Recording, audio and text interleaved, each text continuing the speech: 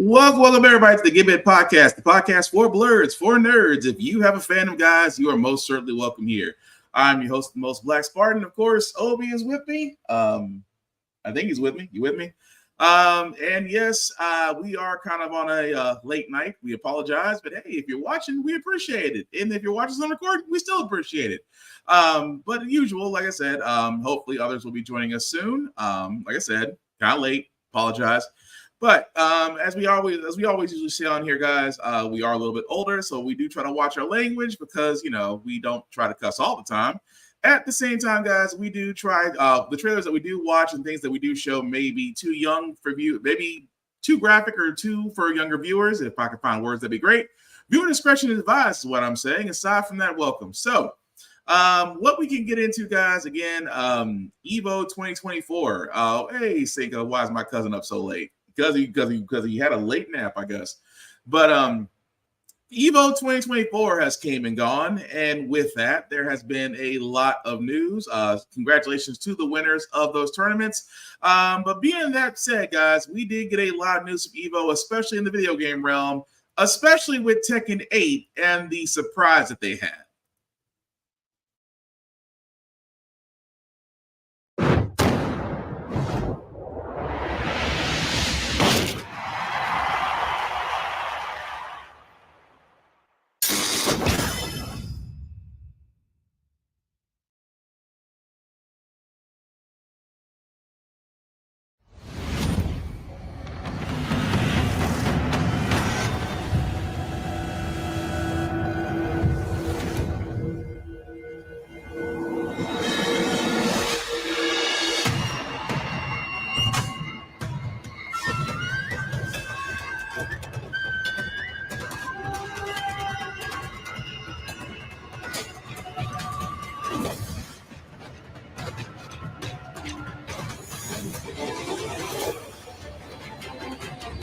Sobre os monges Tekken, eliminando os restos da Mishima Zaibatsu.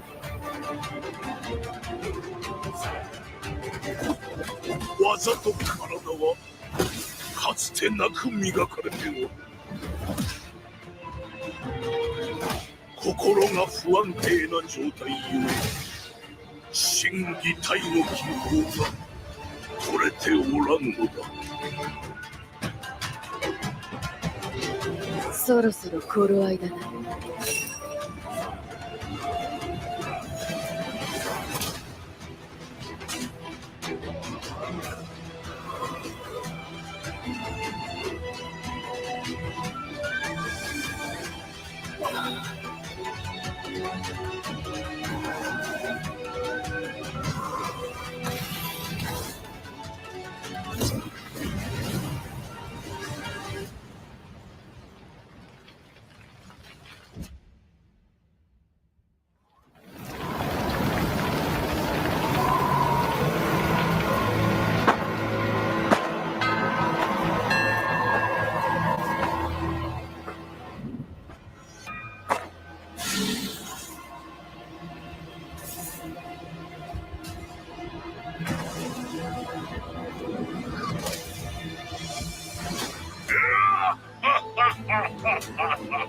わしこそが三島平八じゃ。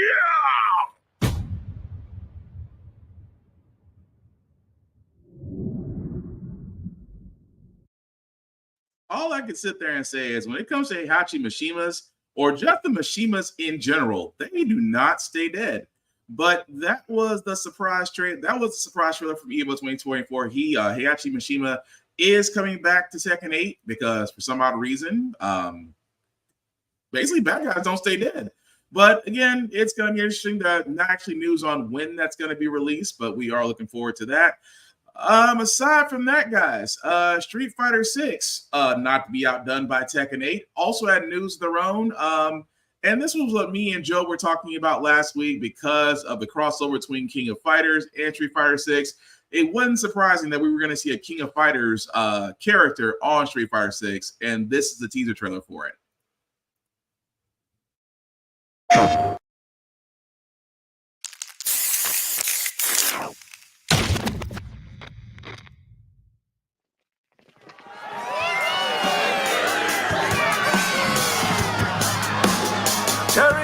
Pow Pow Cafe's special VIP for the store's opening.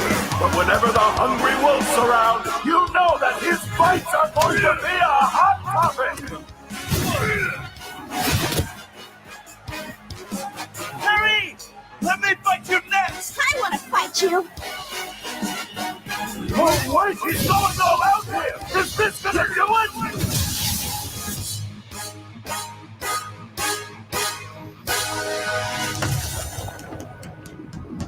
Bernardo, this fight's over!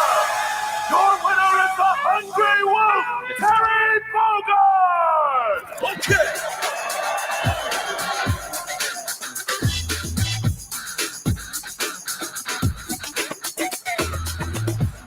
Now, where to today?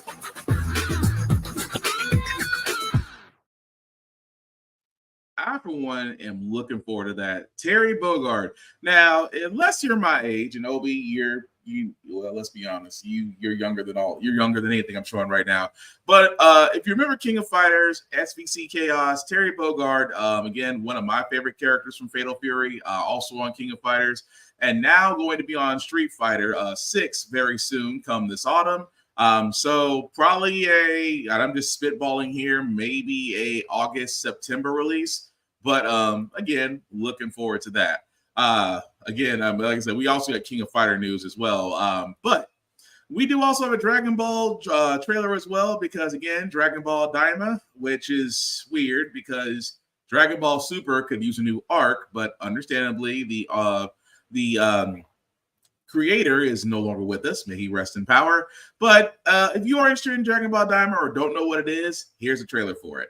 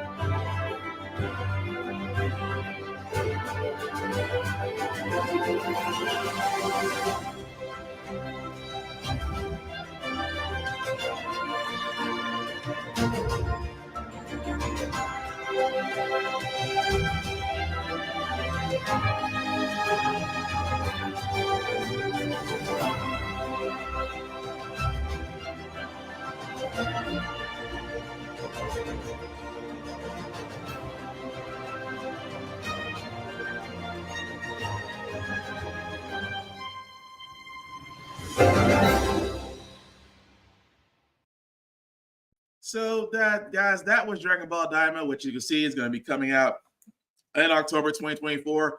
It's an original story, again, by the late Akira Toriyama. So I'm looking forward to this. I kind of want to see where it goes. I'm still hoping for the next arc in Dragon Ball Super, because Dragon Ball Superheroes have been following on YouTube, has been great, but willing to give Daima a shot just because, again, you know, who can get enough of Goku? Although it's kind of mini Goku, but I can live with it. But before we get into the rest of the trailers, guys, I did want to cover this as well, because I did want to make this known, because if you don't know, especially if you're looking forward to Rise of the Ronin, if you want a free demo on PlayStation right now, if you go to the PlayStation Store, you actually can go ahead and get a free demo of Rise of the Ronin. Now, keep in mind, this is an open world by Team Ninja. I was looking forward to this because, again, it looks great.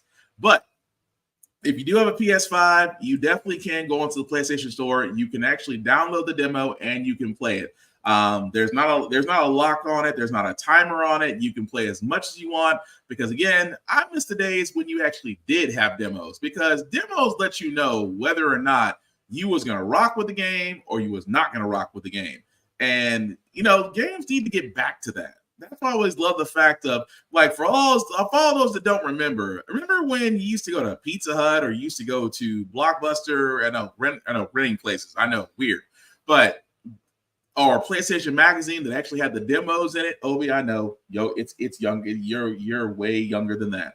But those are the times you guys actually had demos. And again, demos were fun. They were great. They let you know what to expect without you having to invest your money in it. So again, love the fact that Rise of the Ronin is available. Again, if you want to check it out, go to the PlayStation Store, download it. And if you have played it, let me know what you think. I actually downloaded it to my PS5 tonight, so hopefully I'll be back with a review next week on that. At the same time, guys, me and Joe talked about this not last week. It's kind of been a while. Because of the writers and actors strike that happened, which feels like years ago now, but really was just less than a couple of months ago. Well, video game actors are now joining that strike over AI. The reason why is because of artificial intelligence. It has gotten to the point now to where you really don't even need actors to do voiceovers in games. You just really need a AI to actually do it for you. The problem with AI is that, well, it can mimic certain actor voices, and at the same time, you're actually using the likeness of somebody else without paying them. This was a big issue with the writers and actors strike that did happen, especially one of the parts being AI. And now the video game actors, which are actually a part of that, we're a part of that Actors Guild, are now going on strike too, mainly because, yes, AI is being used and the fact that AI is not being regulated. So because AI is not being regulated, that is the reason why they're going on strike. Simply put, because there's not enough protection against this. Because let's be honest, these video game companies, much like the movies, can actually use your likeness. They can use your likeness, they can use your voice, and honestly make a whole movie out of it if they choose to. The same thing can be done for video game actors. So I get it, I understand it, and we will definitely follow that as it goes along.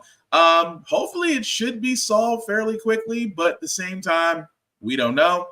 Let us know your thoughts in the comments. But again, I hope it's resolved because there's some games I'm waiting for to come out, and I hope it doesn't get halted by this. But I understand video game actors got to get paid. Actors, developers, engineers, all those that do get that are actually involved in this deserve to get paid, including the voice actors. So again, pay the people. It's not that freaking hard. But getting back to, again, the Evo trailers, because there was quite a lot of them. This one, especially King of Fighters 15, also actually released their DLCs for the next characters, literally named Mature in Vice. Check it out.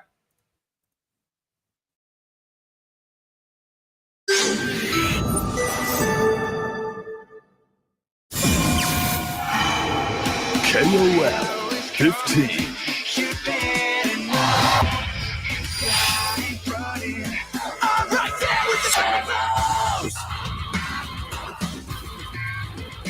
Once the hour is too late, it never gets around us.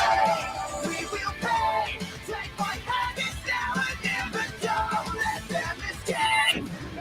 Back to attack the family. Just one way. It's together now or never. And don't get me wrong, that is great that we got to see 2 more DLC characters, but this goes to the whole thing of gameplay is nice if you can get it. That's all I'm asking for. But that was the DLC characters that are being revealed for King of Fighters 15. Hopefully we will see something of that nature, but we'll find out. But hey, there he is. Joe, what's going on, man? It's 11 o'clock. Yep. Well, technically 11:30, but how you doing? Waking up again. Long night, or I should say fun night? No, I just took a nap. Signs of an adult. Well, Joe, just to catch up to speed, sir, and I did want to get your opinions on this. We did actually cover a few of the trailers. First, the Tekken 8 Heihachi Mishima trailer. Thoughts on that by any chance? I'm surprised he's the third character as opposed to the final character, and I guess that means the final character is a guest character. Mm-hmm. He's dead, but then the Mishima's thrown into a volcano every second Sunday. Pretty much. And also, I thought it was Goken or Akuma again because of the trailer. Mm-hmm. Well, let me ask you also this, though, because we did actually cover Street Fighter 6's Terry Bogard. So, I mean, I'll be honest, I think you called Terry being on Street Fighter 6, didn't you? Yeah, probably. Long ago. because that's what I was thinking you did. I thought you may have called it, but still a great thing on that. And the next thing I was going to get into, also the voice actor strike. So any opinions on that outside? Because I know we did cover this when the actor strike happened, and the voice actors were a part of it. But now that the whole thing of AI has come up again, and the regulation to it, I mean, it's going to get to a point where either AI is going to be accepted, or it's just going to be outright, banned. Just because I don't think there's a way you can regulate AI and still be able to sustain the voice actors in this. That one's really tough. I really don't know what the stance on that is, because like AI is kind of necessary to do the job these days, but not like to fully take over a role or a person, unless like the Vader guy, signed over in like perpetuity or gave his permission or stuff like that. Or James Earl Jones gave permission over his voice. So that's probably the one exception you're going to get, though, because, well, let's be honest, James Earl Jones is a little bit up there in age. So, you know, him allowing the use of his voice in perpetuity makes sense, but I can understand that.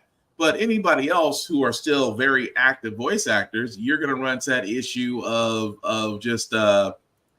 really you're fighting the machine, really, is what it is. But one moment real quick. Sorry, guys. No, go ahead. But no, that's it. But that's what I'm saying though on that. But while Joe's going to be coming back, guys, we did want to cover the next trailer. Now, it is Joker. It is the Joker trailer, and I'm going to be honest. I'm going to give my thoughts on this after we play it. 2 years ago, the name Arthur Fleck hit Gotham like a hurricane. The trial of the century. They believe Arthur Fleck to be some kind of martyr. Well, he's not. There's a monster. When you're smiling, when I'm smiling. When I first saw Joker, when I saw you, the whole world smiles with you. For once in my life, I didn't feel so alone anymore. When you're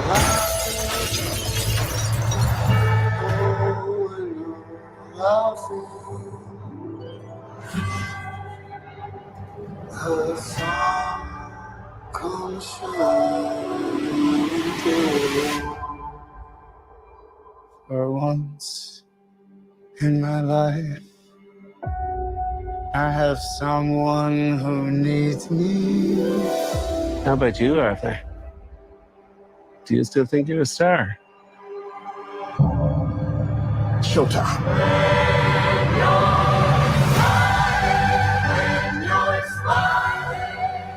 The whole world smiles with you. you can do anything you want.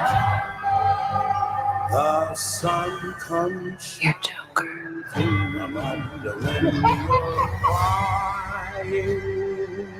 Look around. Look at all these people. Bring on. I will no longer allow any of you So stop your sighing.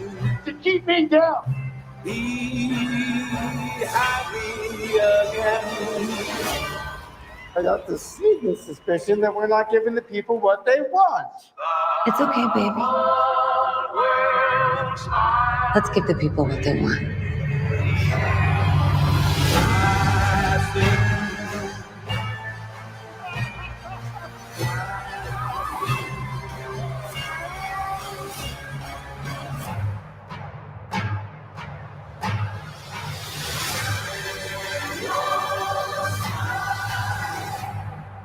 Sing hallelujah. Come on, get happy. Get ready for the judgment day.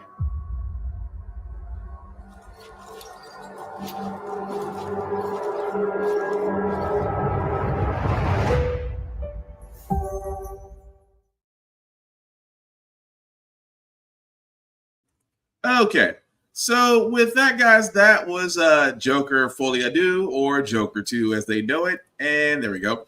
So at first, to be quite honest with you guys, at first, when me and Joe first saw that they were going to do a sequel to Joker, initially when my first response to it, I'm not gonna lie, that they decided to focus more on the mental aspect of the movie, the mental aspect of as far as the guy playing Joker, although the Joker persona didn't really show up until much later because it's, turned out to be a cavalcade of things that actually led up to the story to where we are now, to where now he seems to be in a mental institution. We do run into Harley, and her origin story is a little modified, considering the fact that she's initially supposed to be a therapist and eventually does fall for the Joker. But at first, when they said it's going to be a musical, I immediately was like, probably not going to be my thing, even though I do love musicals. I do love watching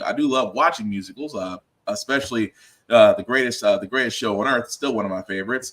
And with me thinking that route, I was like, okay, maybe it's worth a shot, because I need to kind of shut off the comic book part of my brain. Because initially, when you see these movies, you're immediately thinking, okay, this doesn't equal up to this equal up to this equal this. When this is just this is the director really taking some liberal freedoms with this. But the more I kind of watch this, the more I kind of want to give it a shot. But Joe, what about you when it comes to Joker 2? I refuse to call it Folie à Deux because it's pretty much Joker 2.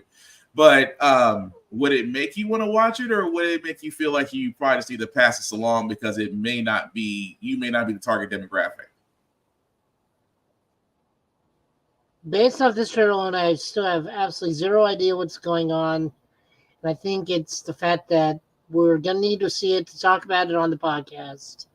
Mm-hmm. That it will probably be the sole driving force of me going to see this one. Not because I disliked the last one. I love the last one. Mm-hmm. But, I have no idea what's going on this one. That's not even me just being tired. Legitimately, I cannot understand what's going on based on these trailers. And that's the thing, too. The trailer doesn't really give a lot of context to it, but the more I watch it, just because I think Lady Gaga is an amazing actor. Also, Joaquin Phoenix is also great as well. But just wondering where they're going with this, because now it's almost like, okay, you said musical, but the trailer we just watched didn't scream it. But at the same time, there is a little bit of curiosity on my side. I still want to see what this movie's about. So come October, I still may give it a shot and go from there. But Joe, before we go into the Fatal Fury Call the Wolves trailers, City of the Wolves trailers, I know you got to see the movie that probably 90% of America right now is going to go see, Deadpool Wolverine. So without giving spoilers, sir, what was your impression of the movie? As I said in my post on Facebook, it is everything we could have ever wanted and more. Cameos were fantastic. The movie was fun. The chemistry between Ryan Reynolds and Hugh Jackman is amazing. Mm-hmm. Honestly, it was a bit more of an experience than it was a film itself, if that makes any sense. Okay. Yeah, I really enjoyed myself. I can easily see this getting to $1 billion pretty quickly. Okay. Now the question probably a lot of people asking, how many scenes at the end? Oh, just one. Okay. So for all those who are wondering, especially for the movie theaters, you got one cutscene going. And really, from what everybody else has been saying, including Joe, I have heard nothing but positive reviews from it. Unfortunately, in the world of social media, there are spoilers. So again, guys, we have been saying this. It's something we've been looking forward to, something we thought we would never get. And we actually did get, to actually get Hugh to get Wolverine with Deadpool. So guys, please don't spoil it. At the same time, if you're one of those guys on social media that's literally posting scene by scene or the movie, please take it down. I'm just saying, don't be a dick.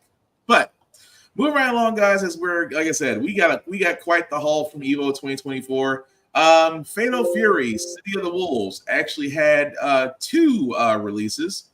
Two characters show up, and we're going to start with the first one, Kevin Ryan.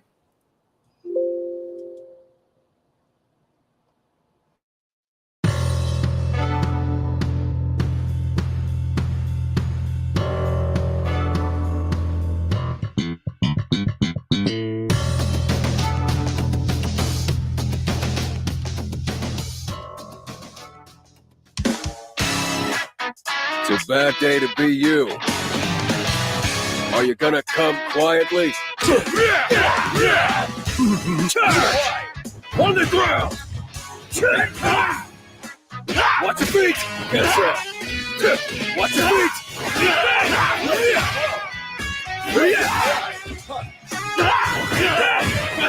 It's gonna hurt! It's gonna open you! It's gonna hurt! Bingo!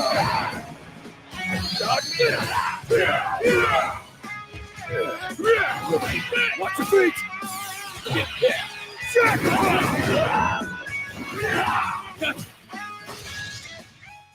Ready for the pain?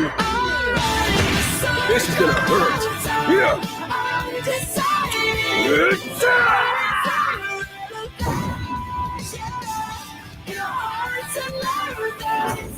Fatal Fury, City of the Wolves.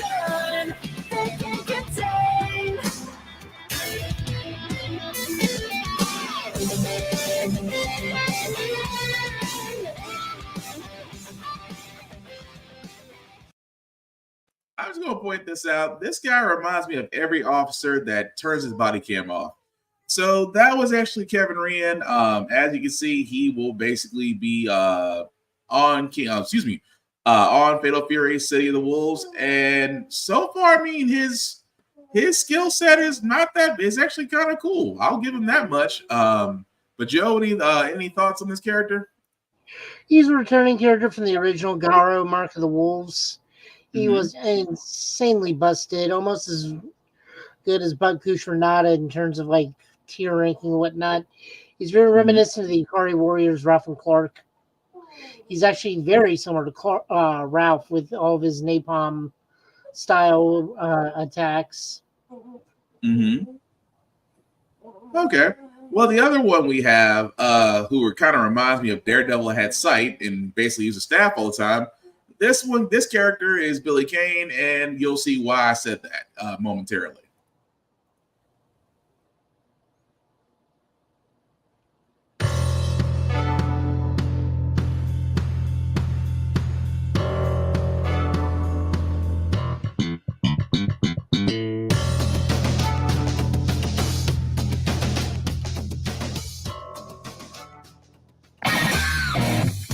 It's not your lucky day.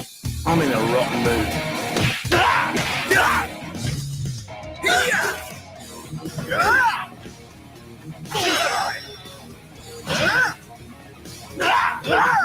It's worse! I'm with you! Mistake!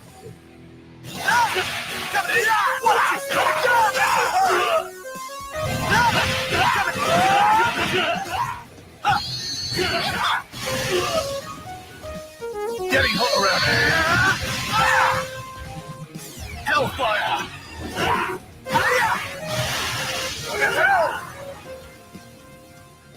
You think you're ready?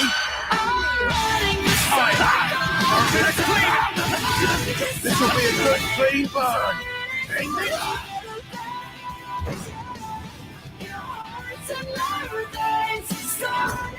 Fatal Fury, City of the Wolves.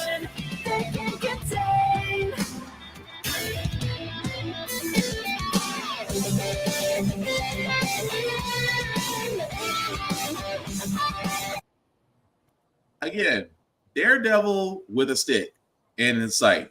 But that was Billy Kane from City of the Wolves. I'm gonna be honest. I'm already of course, this comes out in 2025.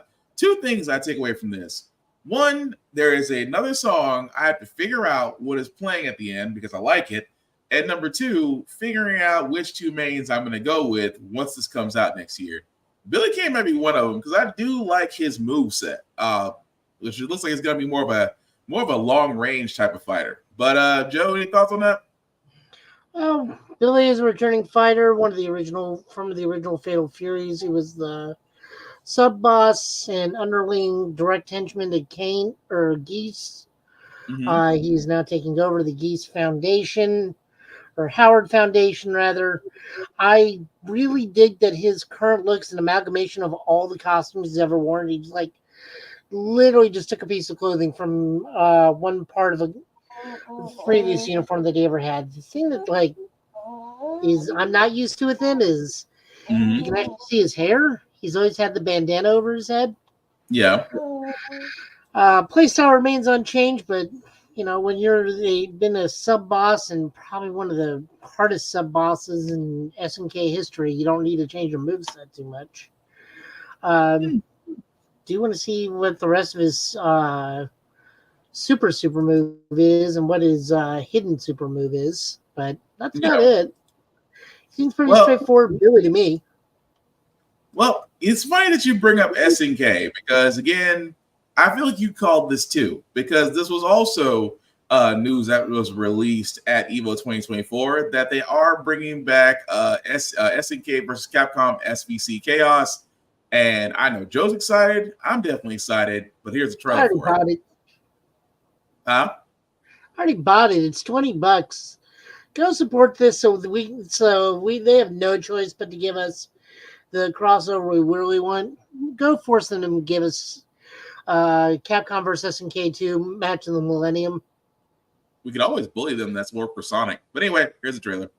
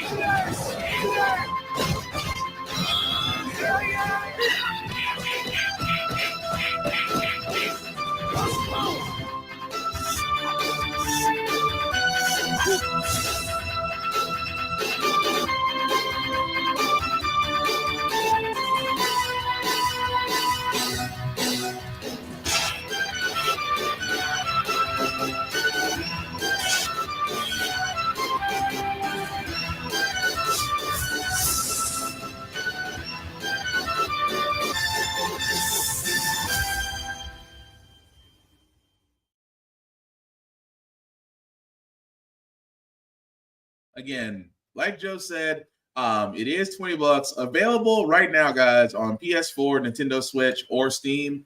And again, $20.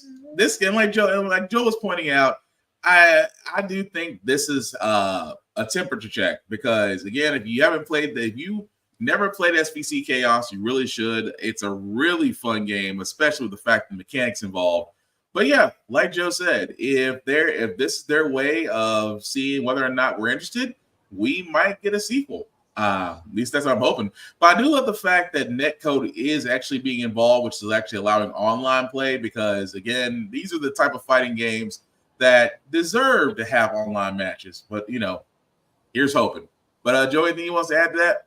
Unfortunately, the game is very, very unbalanced from the version they gave us.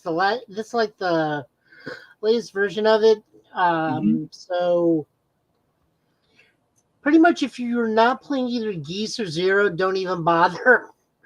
They are just that overpowered. This continues the tradition of if Zero's in your game, he's usually a top tier character, just like in MVC3 and MVC3 Ultimates and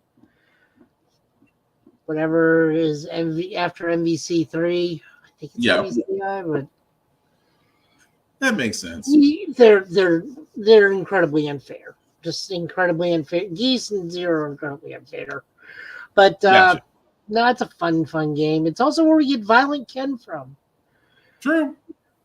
But yeah, it's available right now, guys. Like I said, it's $20. You really can't beat that with a stick. Unless they come up with a sequel, but we'll see. Speaking of things I did not think I would want to do, but now I might actually play it. Multiverse has decided that they are going to not only bring Jason, but they're going to give us Samurai Jack. And I'm going to be honest, this might be the one that makes me pick up the game and actually want to play it. But here's the trailer. Hey, what's that?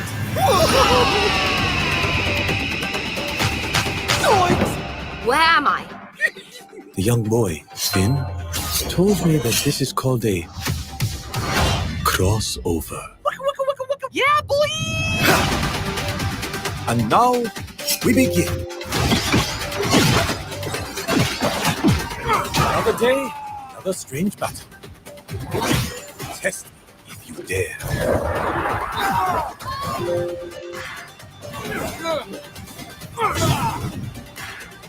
Santa. Hey! It is time. Wow!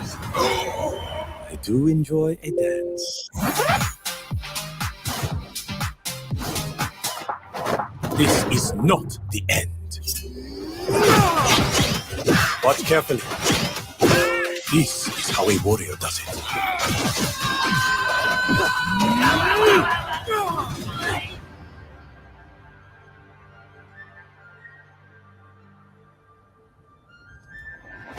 Let's see if you're as good with that little sword as they say. So long, Jack.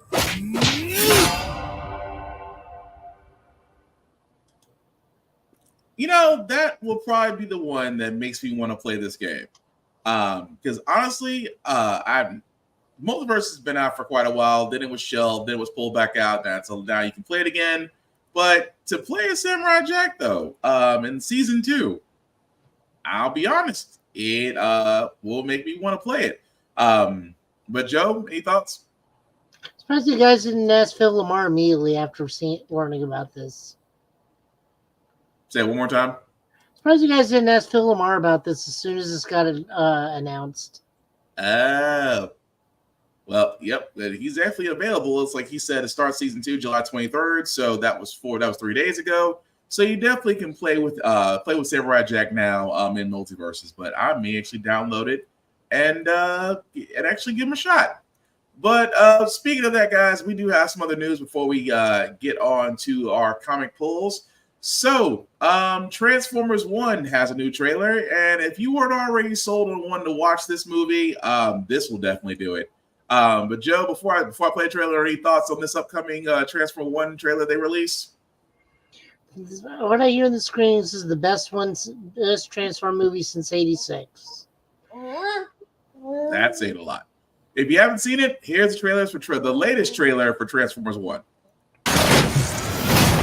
For thousands of years, we have been at war. But before, we were enemies.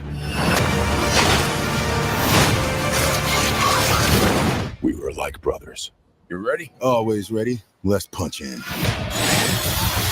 Hey, watch where you're going. What did you say? It's not like he can transform. Hey, Darkwing. Oh, my finger can transform. Guess which one? Allow me. I appreciate you having my back. No matter what. What is that? Sending location coordinates. Under attack!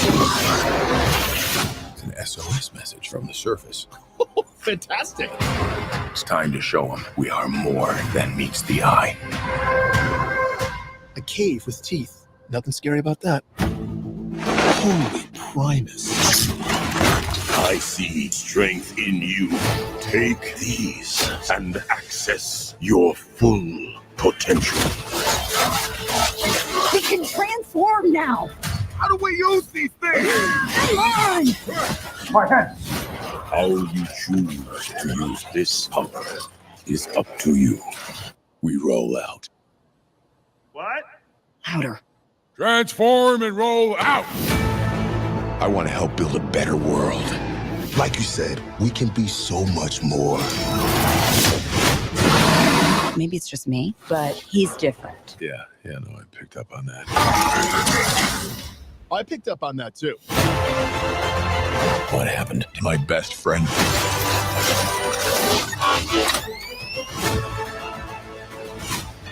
Burn it down! All of it! We have to stop him. We could have built the future together. I don't think so.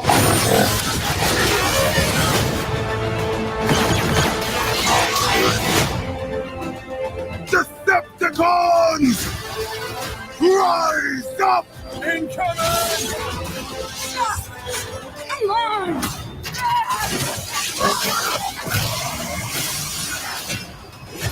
Awesome! That's what I'm talking about.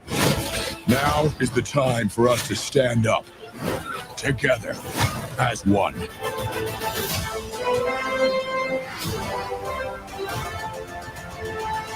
Look, that's Starscream and your Shockwave and Soundwave. Enough. Gosh, raise your hand if Wave is in your name. There's a lot of Wave. Yeah, I am definitely digging it. So that was the trailer, guys, for Transformers 1. As you can see, we'll be in theaters very soon. No, not too far off from September 20th. There's nothing more I can say to it. If you want, I mean, this is definitely telling an origin story of Optimus and Megatron, and how they came to actually gain their sparks. I got nothing more to add to this, except I'm definitely down to watch it. But Joey, anything you want to add to that? Definitely the rise of Megatron, which means I'm all in. They did confirm at San Diego Comic-Con that the main villain of the movie, unsurprisingly, is Starscream, now confirmed to be voiced by Steve Buscemi. Also one of my favorite actors. So that's definitely going to be cool. But Helldivers, for all those who don't know, Helldivers 2, which I need to get on that. I have such a gaming backlog. Of course, we did talk about Helldivers because of the fact that PlayStation wanting to include account verification may or may not kill their player count, but they are moving forward with their next DLC called Escalation of Freedom, and here's the trailer on what's coming with it.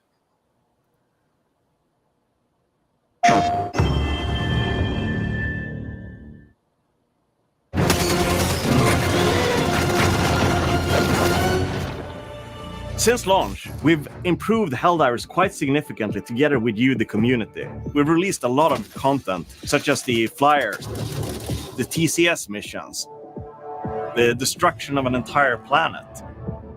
This time around, we've got something special prepared for you.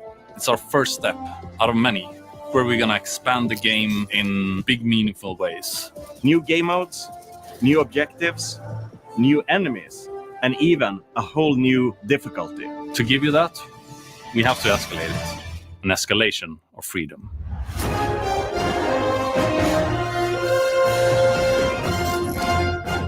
When freedom escalates, its opponents escalate. We're bringing back a fan favorite from Helldivers 1, the stabby, tentacled beast known as the Impaler. When you're playing against the Terminids, you can always try and run away. The Impaler ruins that plan. They will maybe cut off your escape route, and then you will probably have to stay and fight. Or you can fight the tentacles. The Spore Charger. This one has fog traveling around it. It's constantly moving, so it's going to come right out of the fog and scare the lights out of you. The automatons are bringing in artillery, a big tank that shoots rockets. If you're further away, you can see it aimed towards the skies and fire rockets in the air, so you'll have a barrage coming down on you. In addition, you'll face off against heavier, more deadly brood commanders. With a small twist, the allies that it spawned will not be the ones that you used to. Difficulty 10 has more enemies than we've had before on lower difficulties. We've really ramped it up. It's meant to feel like a real progression from 9 to 10. We're also introducing a larger type of outpost, and it's going to be a real challenge to take on these massive fortresses. But if you manage to do so, there will be great rewards waiting for you. Of course, what would the galaxy be without planets? Therefore, we wanted to spook it up with a new version of the swamp environment.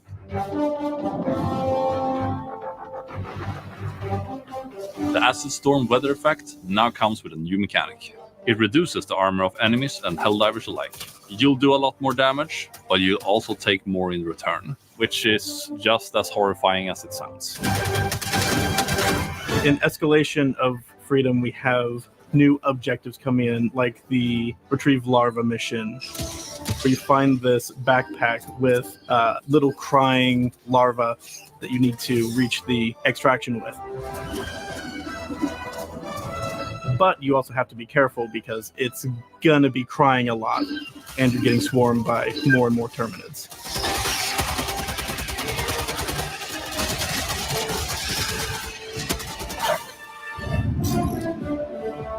With the second galactic war in full swing, Super Earth is currently battling the automatons and the bugs for control of the Milky Way. The Automaton Legion, they are constantly building bigger and worse war machines. The Terminids' migration patterns seem to be changing. There's also been some irregular readings of the Terminid spores in the various sectors where the Terminids are spreading. And we will see where the story develops from here. So, have we told you everything that's going to be in the Escalation of Freedom? Of course we haven't. We have many more surprises in store for you. A surprise here and there that you maybe didn't expect. On August 6th, I'm ready to dive, and I hope you are too.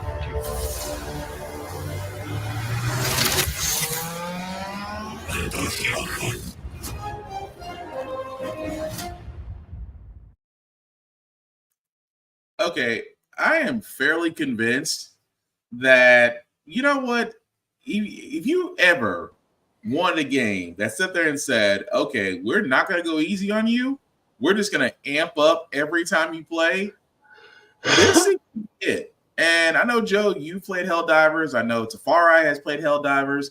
I need to get on the bandwagon and join you guys too. But does this make you excited for the next DLC? Does it make you want to play it? Or are you just thinking that, you might pass on this one?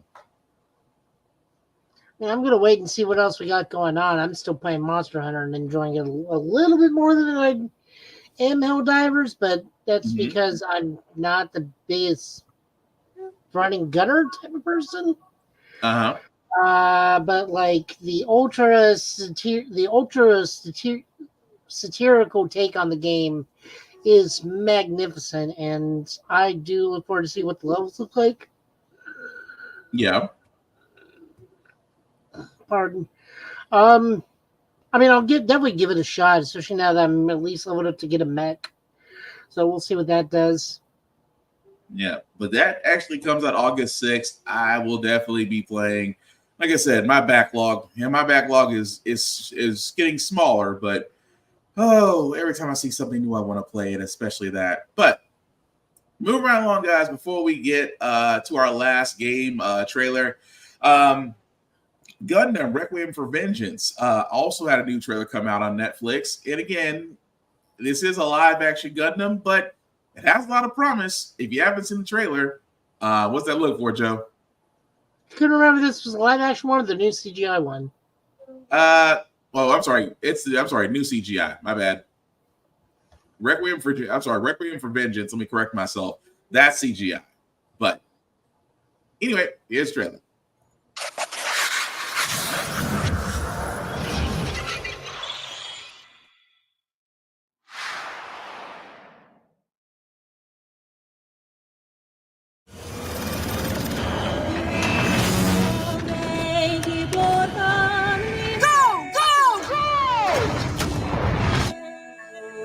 Principality of Zeon.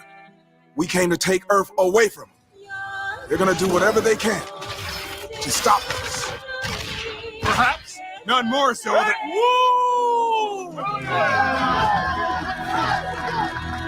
Our mission was to defend the base, Neeland, not get revenge. What the hell is that? Delta, get out of there! Ah! It's got armor we can't scratch. It's got beam weapons that cut right through our Zaku. The Gundam. I've been hearing stories about it. I can't believe it. Federation's new mobile suit. This could turn the tide of the war. When you face the Gundam, you're gonna wish you had a Zaku in front of you. I can promise you that. The feds you save will just come back and kill my people, Doc. I'll save anyone on the battlefield. That includes you. It's all gone. We will. It's our home. Because humanity moved to space, we've acquired abilities we've never needed before. We're evolving into a species that can understand the true intent behind actions. New type ability isn't magic. We all have our duties. You know that, Alfie. I will stop the Gundam!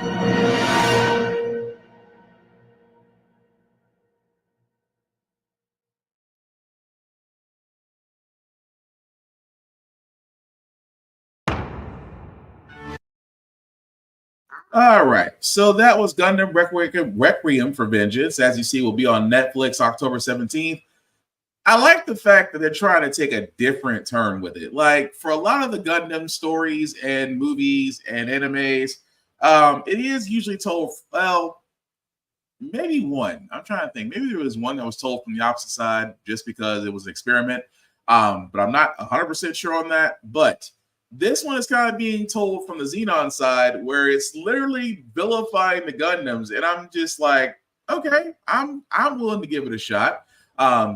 It definitely does look interesting. I love the fact that the active CGI does look great, and at the same time, hopefully the story is definitely intriguing. But Joe, what do you think about it? You're muted, Joe. This is going to be probably fantastic, especially for us people who enjoy the multiple takes in Gundam, because war is never just one side or flat black and white. There are definitely soldiers that abused late stage war technology in the Gundam franchise, just like Gundam Thunderbolt and stuff they were doing in that one on both sides, or Double 80 War in a Pocket, where we've had probably the best Zaku pilot ever in the world die. And I'm not talking about Shore. Bernie deserved better. So, like, you know, I mean, Bernie is the best Gundam Zaku pilot of all times. He took out a Gundam with a user-friendly training Zaku. That is fair. So yeah, no, this is going to be fantastic. I'm really looking forward to it. I wonder if we're going to get like winks and nod to other Zeon battalions, like the Midnight Fenrir from Zeonic Front, or the Gundam Battle Operations single player game that came out, Code Fairy. I wonder if their battalion is going to get brought up or anything like that. Anything that like was more of the original 1 year war, because this is taking place in December. Like, yeah, they only got 30 days before the war's over.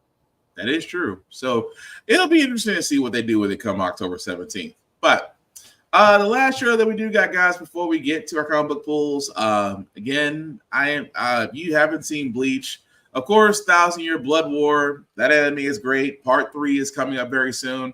But also coming from Bleach, we are actually getting a video game, Bleach Rebirth of Souls. If you haven't seen the trailer, here it is.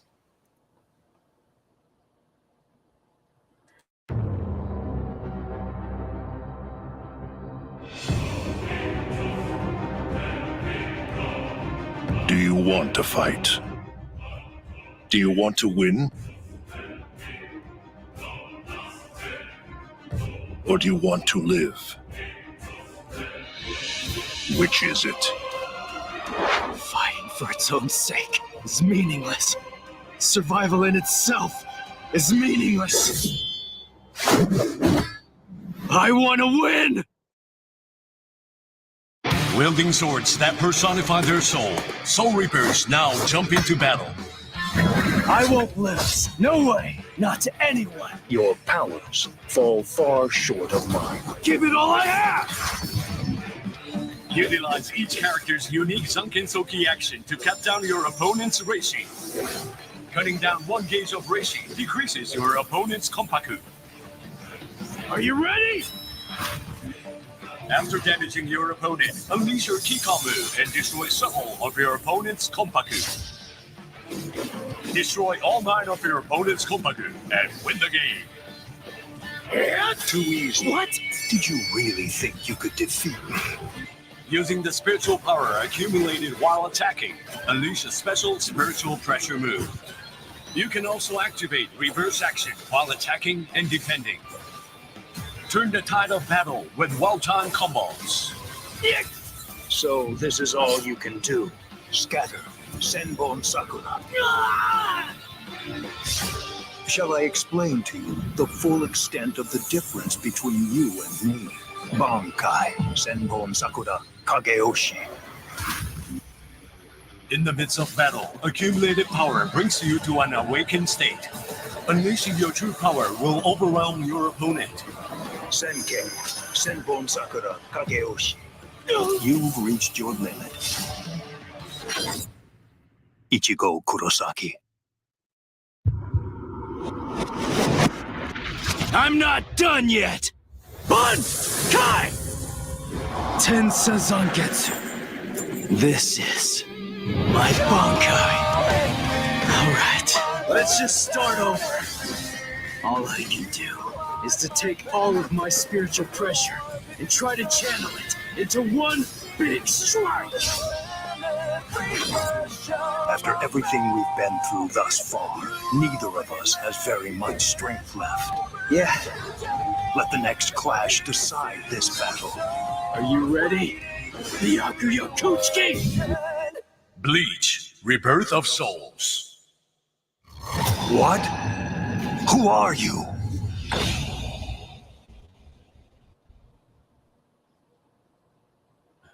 Okay, so that was Bleach Rebirth of Souls. Currently, right now, we don't have a release date on it, but as you can see, will be available for PS5, PS4, Xbox Series X and S, and Steam.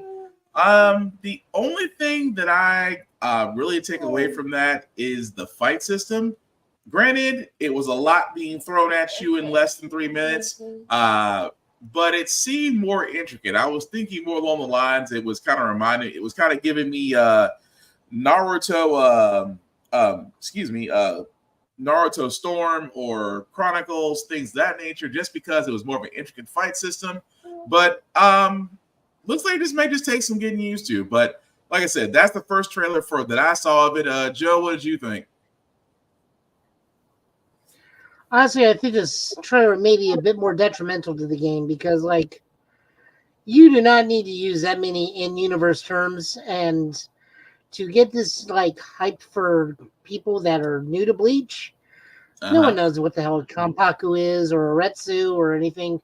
You should just use standard video game terminology and made it a little bit more easier to understand. I feel like I get it because I'm a Bleach fan, but that's because I'm a Bleach fan.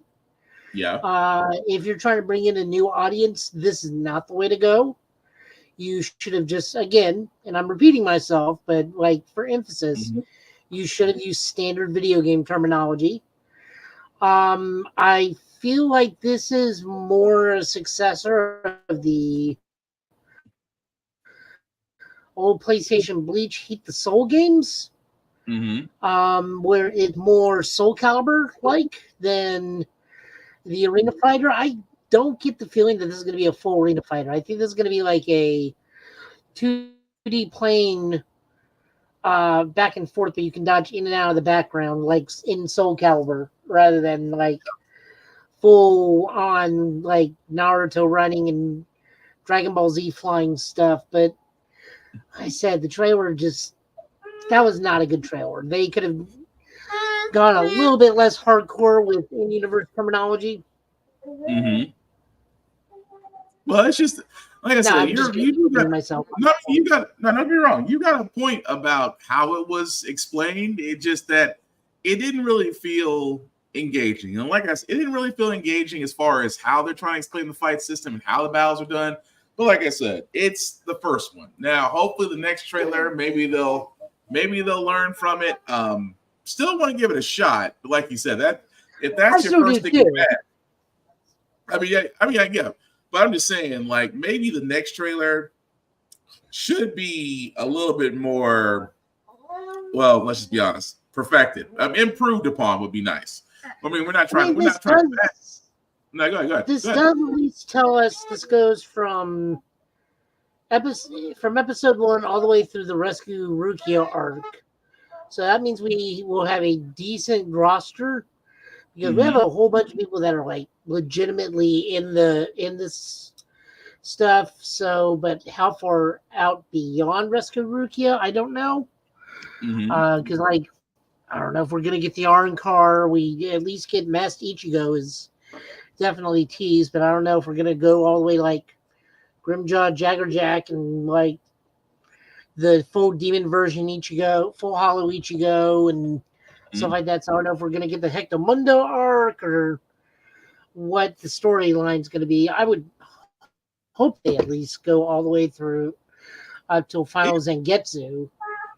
It should be interesting. Like I said, if they're going through the arc, if they are going the arc route, then yeah, they should include those in there. But we will see. Like I said, fight the whole explanation, and when you're doing a trailer, you do want to hype it up a little bit better. So we're gonna hope the next one. We kind of hope the next one for the release will be exactly that. But that's really it for the news and trailers. I know, guys. San Diego Comic-Con did happen, still ongoing. So news is slowly trickling out of there. Like 5 different things have come out in like the last 2 hours.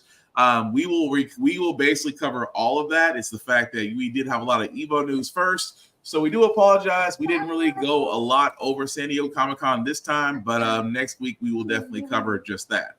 But before we get to our comic book pools, if I can find words, that'd be great. We always do want to shout out Rick's Comic City, Nashville's #1 go-to place for comic books, for for mangas, for animes, comic collections. You want it, you name it, it's probably there. They have 2 locations in Nashville and Clarksville, Tennessee, and of course, rickscomiccity.com. So if you are in the Middle Tennessee area, please support them because without them, you will miss them when they're gone. If you are not in the Middle Tennessee area, please support your local comic book stores, support your local libraries. Reason being, guys, these are the last places to where you'll be able to get an experience. Sure, you can get comic books from Barnes & Noble, Amazon, or even read them online, but going into a comic book store is a one-of-a-kind experience that just simply cannot be repeated anywhere else. And also in libraries, guys, please read the banned books. That banned book list is getting closer. Some libraries actually have it out on the shelves. So I'm speaking to you kids from us here at Get Bit Podcast. Please read the banned books. There's something there that you should learn that's going to expand your mind that some people may have different ideas about. We're encouraging reading because reading is fundamental. Much like games, they can definitely improve a lot of your life's aspects. So support your local comic stores, support your local libraries. If you're in the Middle Tennessee area, please support Rick's Comic City. That being said, Joe, I do see that you're up, sir. So whenever you're ready. Yeah, we have a significantly reduced list just because of time. But we are going to be looking at least 5 books. So Absolute Origins, Absolute Power Origins. This is Amanda Waller, year 1. We just basically learned Amanda Waller's origin story. This is written by John Ridley with art by Althea Martinez, ink by Norm Rapman, and colors by Andrew Dollhouse. We basically learned that Amanda Waller had a very Batman-esque style origin where she lost her daughter to gang violence. Her husband tried to take the law into his own hands and as a result lost his own life while taking out the gang boss. But because he perpetrated basically murder, the police are not going to help Amanda Waller in any way, shape, or form. And as he died with a felony under saying they cannot collect on his life insurance. So Amanda Waller slowly moves into politics and just being the Amanda Waller we know, she's sacrificing family, her own children, just are like slowly distancing themselves from her. Just also she can gain power to ensure like whatever happens to her family doesn't happen to anybody else. Is that she's doing the Batman stuff, but she's going about it the wrong way. I mean, when I read this, I was like, okay, so we're basically making Waller Batman with Lex Luthor vibes. Like, it's literally not get me wrong. When I first read this, I was like, do we really need the origin story of how Amanda Waller came to be? But it does shed some light on this, and I get what they're trying to go with absolute power. But the whole idea of this is like, okay, you're basically trying to compare her to Batman, but she basically went the route if Batman basically pulled the trigger. But I mean, don't get me wrong, it's still a nice little read. I'm not gonna lie, I think it was a little bit on the unnecessary side, but I get why they did. Next up, we got Absolute Power Task Force 7, number 2. This is written by John Lyman and art by Max Rainer. Color by Luis Guerrero. And basically, we're looking at the fall of Atlantis. I forget what this one's called, but the Aquaman of the Amazos come and take away all of Aquaman's powers, all of major Atlantean powers, as well as the powers of Doom Patrol. Yeah. Which is both a blessing and a curse for some. Like, Negative Man's more than fine with it. Rita and Rita, like, kind of okay with it.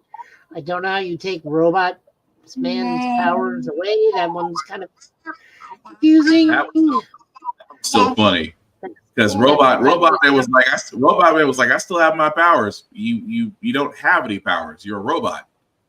That's the part that was so funny about it. And you see, and of course, not Aqualad, but Depth Charge. That was the name I was going for the Amazobot there. That was interesting. Yes. That again. Like, it's right there on the cover, but like it doesn't like calculate that that's what this dude's called. Yeah. He just kind of goes on a rampage. Apparently, like, he is like frenzied himself with like Shark, with Shark's frenzy because of the new Beast Girl that's on Doom Patrol. And just like massacres all of Atlantis, and Manowar was like, "Oh, we got them on our team." It's like, no, we don't. They are no longer capable of fighting for anybody at all. And Mars like, take the win. That was crazy. Not able to fight with anybody, but damn it, the whole thing. She's like, we've secured Atlantis. Did you pacify it? No, we secured Atlantis. That wasn't my orders. No, it's the other way around. It's like, no, I pacified them. It's like, that was so funny where Waller was like, that's not what I asked you to. You know what? Never mind. It's like, it's not what I asked you to do. Never. Just good job. That was literally what the feeling I got from that was like, you went above and beyond my orders, and now I have to not to worry about if you are basically going to go against me one day. So it was an interesting thing to see Aquaman kind of humanized and at the same time with the Doom Patrol. But I'll give it to you. I'll give it to this one. This was actually a good read. Yeah, no, it was fine. Once again, another Amazo is once again moving beyond the parameters that Waller asked for. So we know how she's going to be defeated. Slowly but surely, we know how she's going to be defeated. But yeah, it was a decent read. Jumping over to Marvel, we got Annihilation 2099, Silver Surfer 2099 versus Mephisto. Written by Steve Orlando with art by Rero and Ditto. Colors by John Ramos. I'm going to be honest, this is a very, very classic and cut and dry Silver Surfer story of Surfer going against Mephisto, except this time Surfer is the herald of Mephisto and the cruel twist of fate. It's a different person altogether, and his whole thing is he goes to those that die, offers them the deal of Mephisto, and if they take it, he's off the hook, and he makes sure they want the deal, but finds a way to skirt around it, and battle ensues. Like I said, this is a very straightforward, very very classic Silver Surfer story. Yeah, I mean, I did like the fact that he kind of had a conscience at the end, but yeah, it was a very, like you said, very classic Silver Surfer story. Really different because I've never really seen Mephisto have a herald before, but yeah, it's a good story. I just wasn't really expecting that ending when it comes to Mephisto because he's usually a little bit more petty than that, but still a good read. I mean, next week we're going to get to ask Steve Orlando point blank. All right, tell us what's going on with this. Yeah. So there's that. That is true. Good book. Next up, we got Moon Knight, Vengeance of the Moon Knight #7, which is a Blood Hunt tie-in. This is written by Jed MacKay with art by Alejandro Cappuccio and colors by Rachel Rosenberg. We pretty much get the full breakout of Khonshu and Tegra and Mark getting reunited, and the Wreckers getting recruited by Khonshu into their forces, and held in a prison in Asgard, and everybody's like, so what's next? And Khonshu's like, well, we're gonna raise all the Moon Knights and make a giant army, and you're all gonna be the generals for this army. And then we're gonna fight the vampires because that's what Moon Knights do. We fight vampires. Although it was interesting that he's like, no questions. You're all been drafted, but you've all been drafted. It's like, dang. Khonshu immediately just went straight to the draft. But no, it was good. I kind of figured that's what's going to have to wind up happening with as Blood Hunt is wrapping up, that Khonshu being free, and that because Khonshu is free, now you're going to have a whole army of Mark Spectors, and I'm going to be honest, that's a little bit frightening. Well, it's a whole army of previous Moon Knights. So it's like a whole pseudo zombie army, and Mark's the only one fully resurrected, and Hunter Moon is like, oh, thank God, we can be resurrected again. I'm not cut out for this not staying dead stuff. Yeah, but it was going to be interesting because I was wondering how they would bring back Mark, and I was like, well, we're just going to go straight to Resurrection. I mean, that makes sense, but still a good read. And Obi has opinions. Obi has plenty of opinions. And then moving up, we're looking at one of the newer X books, NYX. This is a re-emerging title, as the original NYX is how we learned about Laura growing up, but now this is the new Ms. Marvel book. NYX is going to be about Anole, Prodigy, Laura, Ms. Marvel, and Sophie Cuckoo of the Cuckoo Sisters, meaning the Young Emma Squad. And this is just what the young new mutants are going to be going forward in New York now that the mutants are hated and persecuted once again, but have no island refugee. So it's basically just Ms. Marvel going to college in New York, and Sophie becomes best friends with her. She runs into Laura. One of her professors is Prodigy, who, of course, is using his powers to move ahead in life, but not in a bad way. Anole just becomes a flat-out, bartender, which is also cool. Gotta have a day job. It's weird that, the bar he works at has a no mutant policy, but he's very clearly a mutant. I don't know how that one works. But I guess his bartending skills exceeded the no mutant rule. We also get to see the new version of the Quiet Council, which is... It's fine. There's this one character I do not like and have never liked, but, I don't think anybody actually likes him. Even the rest of the Sephir Cuckoos and The one wearing the Professor Xavier helmet doesn't really like him, but like it's a necessary evil. But like they picked a great villain to be on the new Quiet Council. Good read. I enjoy it. I definitely will be getting this going forward. Mostly because huge Ms. Marvel fan, huge X-23 fan, and Stepford Cuckoos are always fun when they try to strike out on their own. Sophie's no exception. This is probably gonna be one of the ones that this is gonna be. It sounds like it's gonna be a great title. I read it. Just not my cup of tea. But this is not to down it. Like I said, for a lot of comics, guys like me are not gonna be the target demographic.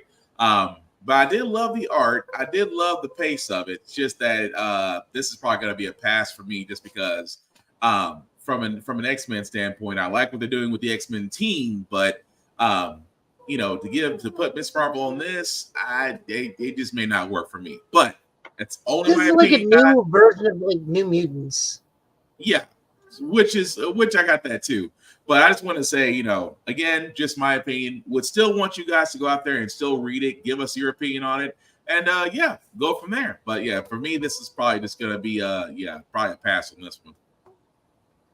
That's it for tonight. Like I said, we have a smaller one just because of time frame. So we're only looking at 5 books tonight. But nope, that's it for now. Okay. Which we do apologize. Life was lifing, so we did really get an extremely late start. Again, our apologies. But we do thank you all who liked, who watched, who commented, who let people know this is live. We certainly appreciate that. Some shameless plugging before we do get out of here. So, Joe, you want people to know where they can find you and what you're doing, sir? In bed asleep. Well, aside from current plans, monster hunting. Occasionally I will stream it.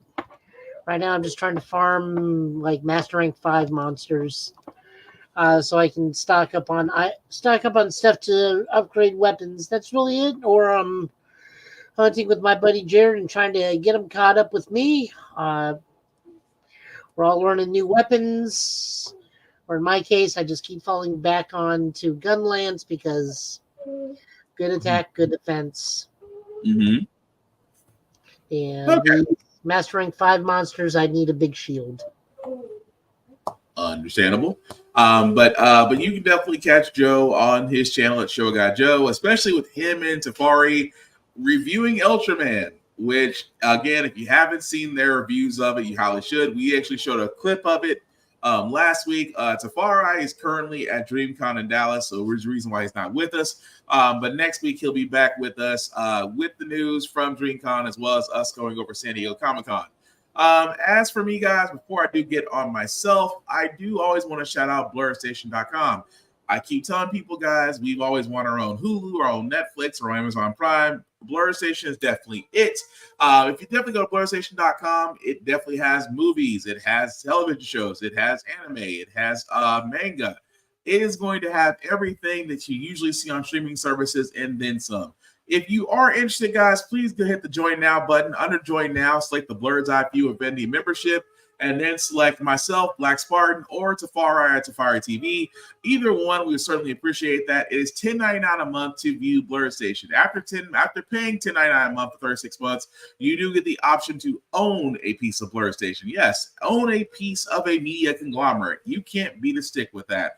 Also, if you are a content creator, please definitely, and if you do want your stuff to be shown on BlurStation.com, you do need to join and be a member first. Once you are a member, you'll be able to speak to the people behind the curtains at Blur Station. And if all works well, your content will be available on BlurStation.com, and you will be able to keep ownership. The only thing they ask is that just a piece of distribution, and you can't beat that with a stick. But again, guys, support. This is the things that we keep saying, that as long as these things are here, the only way they're going to survive is if we support.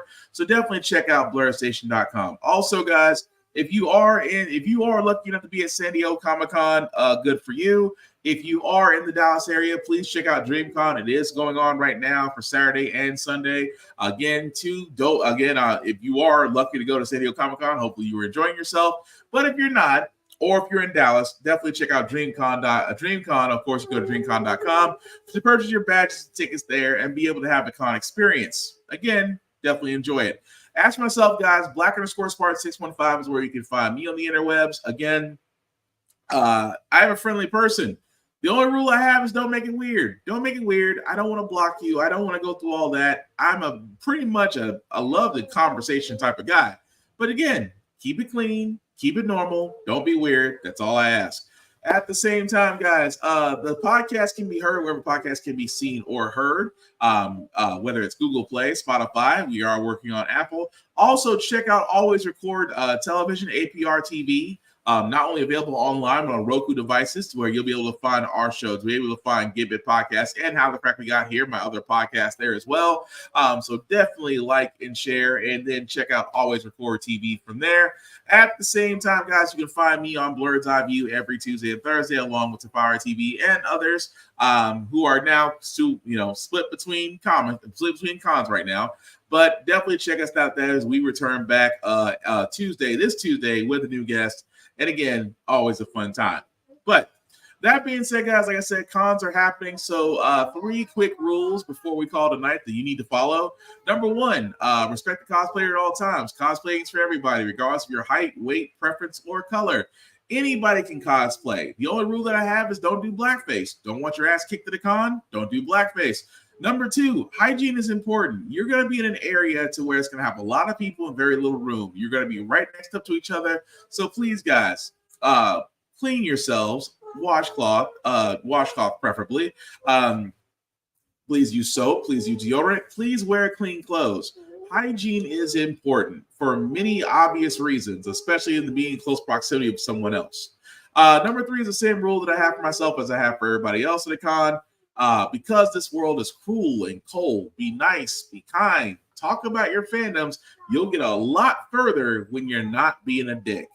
But with that being said, guys, we definitely will be back next Friday, Saying Get Bit Time, Saying Get Bit channel, covering the news, which was a lot, and still pouring out of San Diego Comic-Con, as well as covering the voice actor strike that's going on with the video game industry.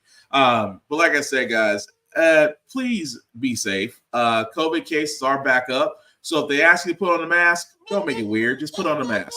At the same time, guys, another rule I have about the cons is be nice, be kind. If a person doesn't want to take a picture with you, it is completely fine. It is their choice. But you don't have to. But anybody that's actually in cosplay is not there for your benefit. You get a lot farther with honey than you would with vinegar. That is all I'm saying.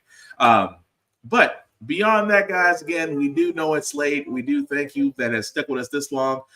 We promise we will be a little bit more on time in the future. But aside from that, Joe, any last words we call tonight, sir? You're muted, Joe.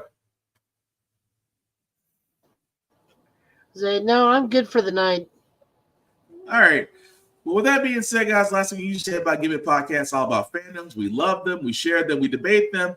The last thing we want to be is toxic gatekeepers or simply down somebody whose tastes are different than ours. Again, fandoms are for welcoming people who have never seen something or experienced something that they actually might wind up being fans on. So again, when you are discussing fandoms, guys, please do it with an open heart. If someone is different from you, listen to them. At the same time, you can debate. There is no right or wrong answer. But at the same time, guys, don't be a dick.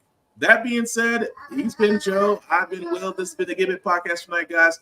Thank you for sticking with us. Take care of yourselves and each other, and we'll get through this. Peace. Later.